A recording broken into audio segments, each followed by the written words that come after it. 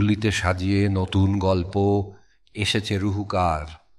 বিনোদনের এই মঞ্চের পাশে সকল বন্ধুকে দরকার। রুহুকার ইউটিউব চ্যানেলটিকে অবশ্যই সাবস্ক্রাইব করুন এবং পাশে থাকা বেল আইকনটিকে প্রেস করতে ভুলবেন না। রাতের অন্ধকার, চারিদিকে এক নিঝুম নিস্তব্ধতা। সুবীর আর শ্যামল জহুরি ওঝার সাথে দেখা করতে শেষ ট্রেনে এসে নেমেছে শ্যামনগর স্টেশন। সুবীর শ্যামলকে এত রাত্রে সম্পূর্ণ অচেনা জায়গাতে যেতে বারবার বারণ করেছিল, কিন্তু অসহায় শ্যামল নিজের জীবনের সমস্যায় নিজেকে আর স্থির রাখতে পারেননি। অগত্যা সুবীরকেও শ্যামলের সহযাত্রী হতে হয়েছিল। এবার এই নির্জন স্টেশনে নামার পর সুবীরকে অত্যন্ত সন্ত্রস্ত এবং বিরক্ত মনে হলো। তোকে বারবার বলেছিলাম, দরকার ছিল এত রাত্রে আসার। সকালে আসলেই ভালো করতাম। আমাকে দোষারোপ করছিস কেন? তুই তো সবটা জানিস। একটা রাত আমার কাছে 1 বছরের সমান।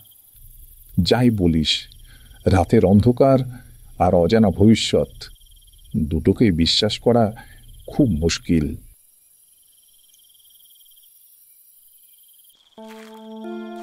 স্টেশন থেকে রাস্তার দিকে বেরিয়ে এলো দুজন। নিঝুম চারিধারে একটি মাত্র রিক্সা দাঁড়িয়ে আছে। সেখানে দুজনে এগিয়ে গেল সেই রিক্সার দিকে। রিক্সা চালকের গা থেকে তীব্র মদের গন্ধ বেরিয়ে আসছে। ভাই, অন্নপূর্ণা কটন মিলের কোয়ার্টারে যাবেন? যাব বলেই তো বসে আছি। কত নেবেন? 20 টাকা ভাড়া। দুজনের চোখেই কেমন যেন একটা আশ্বস্ত ভাব দেখা গেল। এত কম এবং স্বাভাবিক ভাড়ায় রিক্সা জুটে যাবে দুজনে এটা ভাবতে পারেনি। কিছু কম হবে না? ঠাকুরের কাছে দিন রাত মাঝরাত সব ভাড়াই এক। বেশ বেশ, চলুন চলুন, অনেক রাত হলো। অচেনা জায়গা, কত দূর জানা নেই। যত দ্রুত গন্তব্যে পৌঁছানো যায় ততই ভালো। দুজনেই রিক্সায় উঠে বসল। রিক্সা গন্তব্যের জন্য রওনা হলো। রিক্সার যা গতিবেগ, তাতে হেঁটে গেলে এর অনেক আগে পৌঁছানো যেত। অগত্যা মিনিট 15 পর এক বন্ধ কারখানার প্রাচীরের পাশে ফাঁকা রাস্তায় রিক্সা দাঁড় করালো ঠাকুর। নিন নিন, আপনাদের জায়গায় এসে গেছে, ভাড়া বার করুন। এখানে তো কিছুই দেখা যাচ্ছে না। আর একটু যেতে হবে, সেখানে রিক্সা যাবে না। দুজনের কথা না বাড়িয়ে রিক্সা থেকে নেমে ভাড়াটি ঠাকুরের হাতে দিল। এবার আমরা কোন দিকে যাব? যেদিক দিয়ে এলাম সেই দিকে 5 মিনিট হেঁটে যান। যে মোড়টা পাবেন সেখান থেকে কাউকে জিজ্ঞাসা করে আরো 15 মিনিট হাঁটতে হবে। পাকা রাস্তা, কোনো সমস্যা নেই। সে কি? তাহলে আপনি যাবেন না কেন? আমার রিক্সা, আমি যেখানে ইচ্ছা সেখানে যাব। দুজনে পড়েছে মহা বিপদে। মাতালের সাথে কথা বাড়িয়ে লাভ নেই। তার উপর লোকটা শুয়ে পড়া মাত্রই প্রায় ঘুমের দেশে চলে গেছে। দুজনে উল্টো পথে হাঁটা লাগালো। কিছুটা এগোতেই একটা ভ্যান চোখে পড়ল। তবু দুজনের আশঙ্কা কাটেনি। আসলে চুন খেয়ে গাল পুড়লে ভয় তো লাগবে বই কি। শুনছেন মশাই, আমরা অন্নপূর্ণা কটন মিলসের কোয়ার্টারে যাব, জহুরি ওঝার কাছে। আপনি যাবেন? বোঝা যাচ্ছে লোকটি গম্ভীর প্রকৃতির। ভ্যানে একটু খ্যাপাটে ধরনের একটা কিশোর বসে আছে। লোকটি ইশারায় ভ্যানের পিছনে দুজনকে উঠে যেতে বললেন। ভাড়া কত নেবেন? যা মনে হয় দেবেন।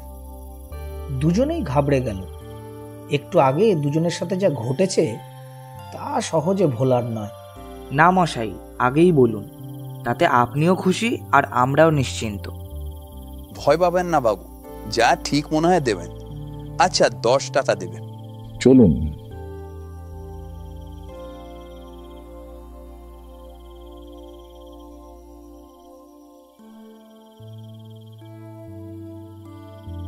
দুজনে ঘাড় ঘুরিয়ে চালকের পাশে বসে থাকা ওই খ্যাপাটে কিশোরটির দিকে বারবার দেখছিল।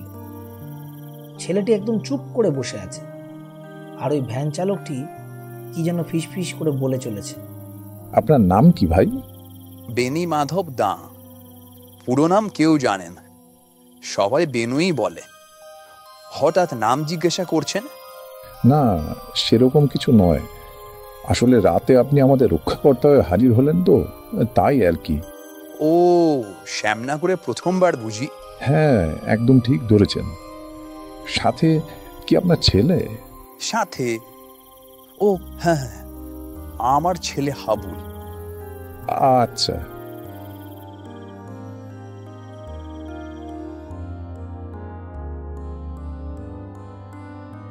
নিম আপনাদের জায়গায় এসে গেছে। ভ্যানটি দাঁড়াতেই দুজনে নেমে পড়ল। শ্যামল এগিয়ে ভ্যানের ভাড়াটি দিতে দিতে, অনেক ধন্যবাদ বেনু ভাই, আবার দেখা হবে। ভ্যান বেরিয়ে যেতেই দুজনে পরিত্যক্ত কোয়ার্টারগুলির দিকে এগোতে লাগলো। কেমন যেন গা ছমছমে পরিবেশ। হঠাৎ দূরে একটা হ্যারিকেনের আলো হাতে কাউকে এগিয়ে আসতে দেখা গেল। সাদা ধুতি পাঞ্জাবি পরিহিত এক ভদ্রলোক এগিয়ে এলেন।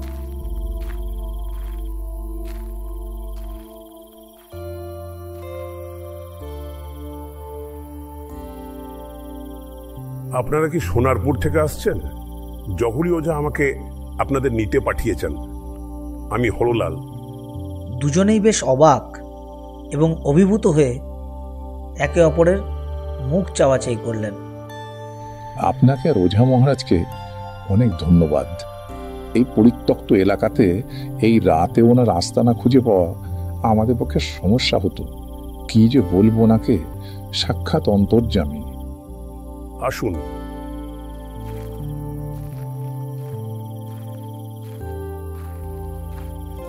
তিনজন জহরির জরাজীর্ণ কোয়ার্টারে পৌঁছায়। জহরি সেখানে ছিল না।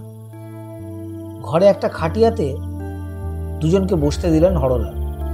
এই মিল কি অনেক দিন হলো বন্ধ? তা প্রায় 8 মাস হলো। তার আগে থেকেই অবস্থা খারাপ ছিল, কিন্তু তবু চলছিল। আপনি? আমি জহুরি মহারাজের সাথে থাকি। জহুরি মহারাজ এখানে এসেছিলেন মিল মালিকের দরকারে আমার মাধ্যমেই। এই মিলেই আমি ফিটার ছিলাম। এখন অন্য একটা মিলে অস্থায়ী কাজ করি। এখানে আপনারাই শুধু আছেন?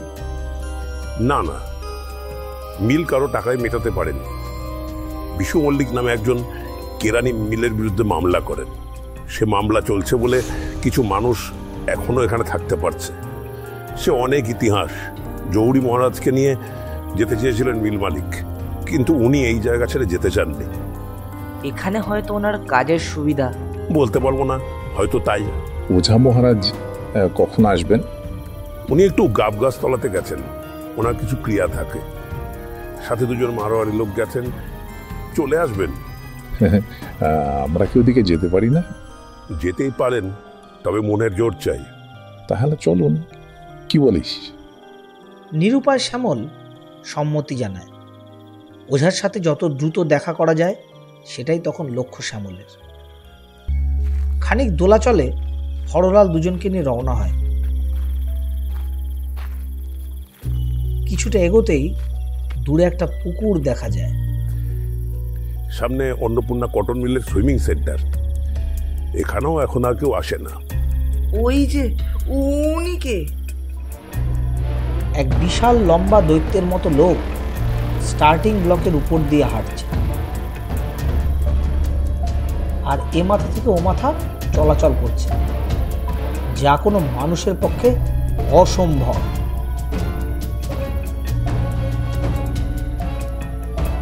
আপনারা কি দেখছেন কে জানে? কই, আমি তো কিছু দেখতে পাচ্ছি না। অগত্যা ভীত সুবীর আর হরলাল তাকে নিয়ে কোয়ার্টারে ফিরে আসে। রাত পেরিয়ে সকালের আলো ফুটেছে, আকাশটা মেঘলা। এখন কেমন লাগছে? আপনার ঠিকুজি অনুসারে সময়টা ভালো নয়, নিজেই আমাকে বললেন কিছুদিন আগে। আর গতকাল এসে আরও তাড়াহুড়ো করতে গেলেন কেন? এই জায়গাটা খুব সহজ নয়। অনেকেই অনেক কিছু দেখে ভয় পেয়েছে আবির। জহুরির কথা শুনে একটু লজ্জিত হলো শ্যামল। সুবীরও চুপ করে মাথা নিচু করে বসে থাকে। আসলে আপনার সাথে তাড়াতাড়ি দেখা করতে চাইছিলাম। কালকের রাতটা আমাদের কেমন যেন গেল। প্রথমে পড়লাম এক মাতাল রিক্সাওয়ালার হাতে, নাম বলে আবার ঠাকুর। শেষে একজন সহৃদয় ভ্যান চালকের জন্য তাও এই অবধি আসতে পেরেছি আমরা। সেই মানুষটার সাথে আবার তার একটা পাগলের মতো ছেলে ছিল, দেখলেও মায়া লাগে। কি নাম তাদের? ছেলেটার নাম বলল হাবুল, আর লোকটার কি বললে? হাবুল? বাঁকুড়ার সোনারপুর থেকে দুই বন্ধুর এখানে আসা শুধু ভাগ্য বিপর্যয় থেকে মুক্তি পাওয়ার জন্য। গতকাল রাতের কিছু অস্বাভাবিক ঘটনা আর বাড়ির বাস্তু সমস্যা আছে জেনে শ্যামল কিছুটা মুষড়ে পড়েছে। জহুরি ওঝা তাদের কাজ করার জন্য 3 দিন সময় নিয়েছে। শ্যামল আর সুবীর রত্নেশ্বর ঘাটের পাশে শ্যামনগর পান্থনিবাস নামে এক হোটেলে নিজেদের থাকার ব্যবস্থা করে।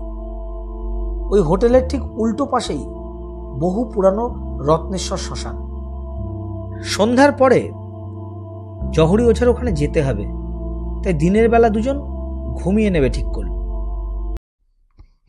সত্য গল্প মিশিয়ে গল্প আনছে রুহুকার, ইতিহাস আর বিনোদন আমাদের অঙ্গীকার। রুহুকার ইউটিউব চ্যানেলে প্রকাশিত গল্পগুলো আপনাদের কেমন লাগছে অবশ্যই কমেন্ট করে জানাবেন।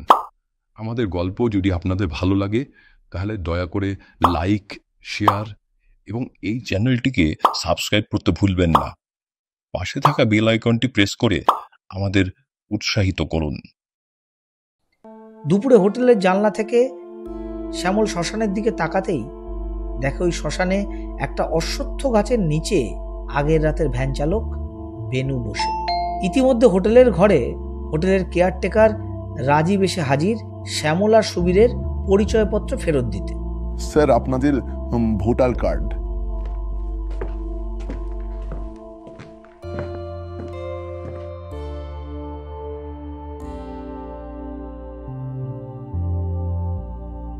ধন্যবাদ।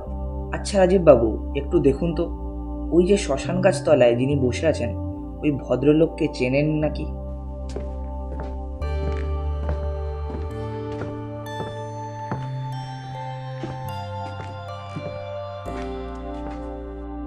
হ্যাঁ, ও তো বেনু।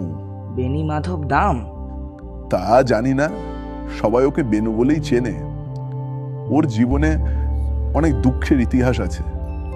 ও চাল গুদামে ভ্যান চালিয়ে সংসার চালাতো। ওর নিজের এক ছেলে আর পথের থেকে আরেকটি ছেলেকে কুড়িয়ে পেয়েছিল। সেই ছেলেটি ওর খুব ন্যাওটা ছিল, তার নাম ছিল হাবুল। ওর এখন আর কেউ নেই। মানে? বছর 4 আগে ওর নিজের ছেলে ঘুড়ি লুটতে গিয়ে অন্নপূর্ণা মিলের সুইমিং সেন্টারের পাশে এক গাব গাছ থেকে পড়ে মারা যায়। হাবুল বরাবরই কিছুটা খ্যাপাটে ছিল। ভাইয়ের মৃত্যুর পর আরও উদাস হয়ে যায়। সকালবেলা বাবার সাথে বেরিয়ে এই শ্মশানেই বসে থাকতো। দিনের শেষে বেনু আবার ওকে খুঁজে খুঁজে এখান থেকে বাড়ি নিয়ে যেত। লোকে বলা বলি করতো হাবুল নাকি ওর ভাইয়ের সাথে বসেই গল্প করত, আর হাবুল আত্মাকে দেখতে পায়। বছরখানেক আগে রেল লাইনে দুর্ঘটনায় হাবুলের মৃত্যু হয়। 2 সন্তানের মৃত্যুতে বেনুর স্ত্রী এই শ্মশানের ঘাট থেকে গঙ্গা নদীতে ঝাঁপ দিয়ে আত্মহত্যা করে। সেই থেকে বেনু বেশিরভাগ সময় এই শ্মশানে এদিক সেদিক বসে থাকে। রাতে মাঝে মাঝে ভ্যান চালিয়ে এদিক ওদিক ঘুরে বেড়ায়। আচ্ছা, আপনি কি ওকে চেনেন? ওকে নিয়ে এত কিছু জানতে চাইছেন কেন? কালকে ওই তো আমাদের ভ্যানে করে ওঝার কাছে নিয়ে গেছিল, সাথে হাবুলও ছিল। কি বলছেন? তার মানে লোকে যা বলে? লোকে কি বলে? না না, ও কিছু নয়।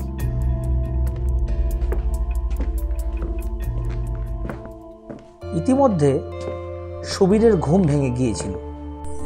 ও শ্যামলের পাশে এসে দাঁড়ায়। দুজনে জানলা দিয়ে শ্মশানের দিকে তাকিয়ে রইল। সন্ধ্যা নামতেই দুজন জহুরির কাছে উপস্থিত হয়। ঘরের খাটিয়াতে জহুরি শুয়েছিল, আর কেউ ছিল না। তোমার কাজ আমি করে রেখেছি, রাতে তুলে রাখবো। কাল দুপুরে একবার ঘুরে যাও, আর পরশু সকালে এসে ওটা নিয়ে যাও। তোমার বাস্তুর কাজটা মনে হয় আমি করতে পারবো না, তবে চিন্তা নেই, আমি যা দিচ্ছি তাকে তোমার বিপদ হওয়ার ভয় নেই।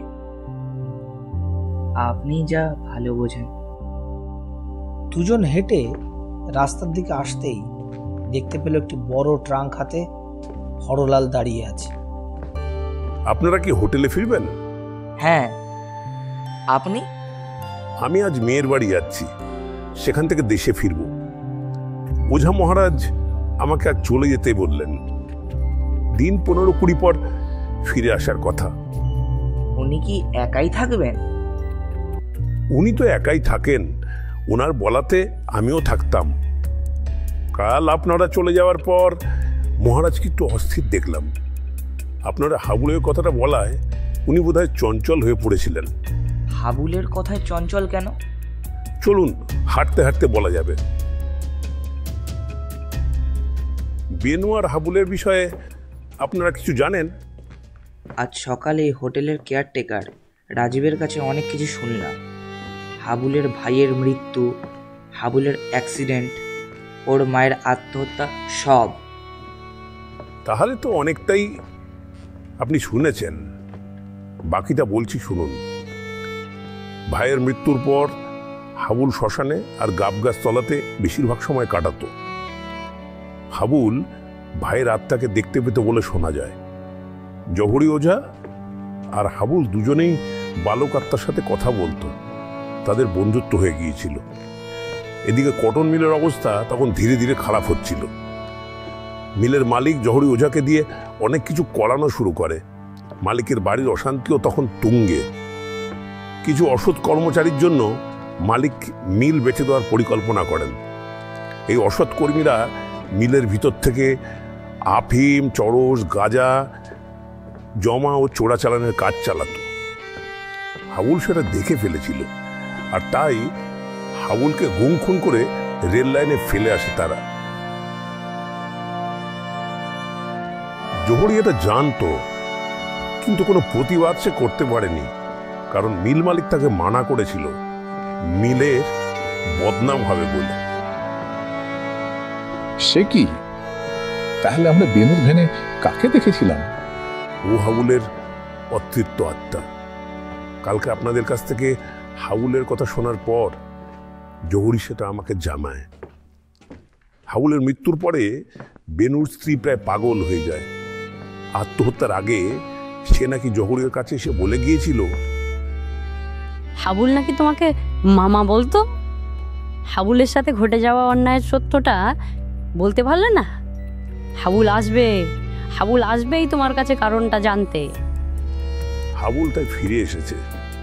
হাবুলের মৃত্যুর পর মিলের অবস্থা চরম খারাপ হয়ে বন্ধ হয়ে যায়। মিলে আগুনও ধরেছিল। তারপর তো সব শেষই হয়ে গেল।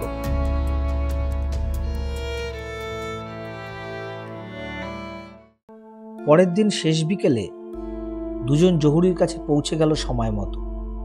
জহুরি ঘরেই বসেছিল। এই কবচটি তুমি ধারণ করবে কালকে, আর এই দুটি কচ আজ সন্ধ্যাতে আর কালকে সকালে গঙ্গার তীরে নির্জন জায়গা দেখে মাটিতে পুঁতে দেবে। স্নান করে কবচটা পড়বে। আপনাকে কত দক্ষিণা দেব? আমাকে আজ কিছু দিতে হবে না।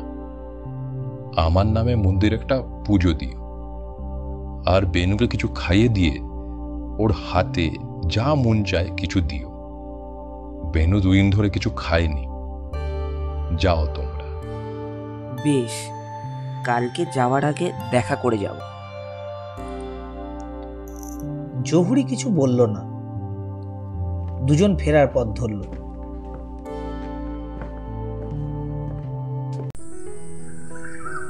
বাইরে তখন অন্ধকার নামছে।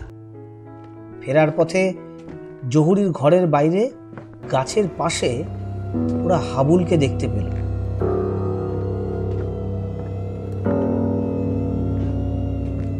দুজন ভয়ে ভয়ে খুব দ্রুত পা চালাতে লাগলো। জহুরি যা যা বলেছিল সব করে পরের দিন গঙ্গাতে স্নান করে কবচ পরে নিল শ্যামল।